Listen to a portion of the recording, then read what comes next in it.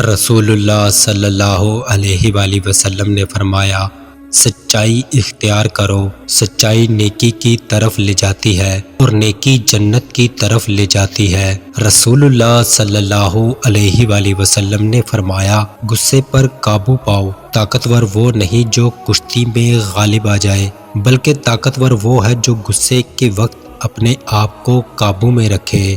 رسول اللہ صلی اللہ علیہ وآلہ وسلم نے فرمایا، والدین کی خدمت کرو، جنت ماں کے قدموں تلے ہے۔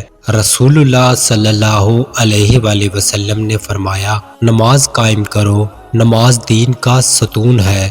رسول اللہ صلی اللہ علیہ وآلہ وسلم نے فرمایا، اچھے اخلاق اختیار کرو، مومن کے اعمال میں سب سے زیادہ وزنی چیز اچھے اخلاق ہے۔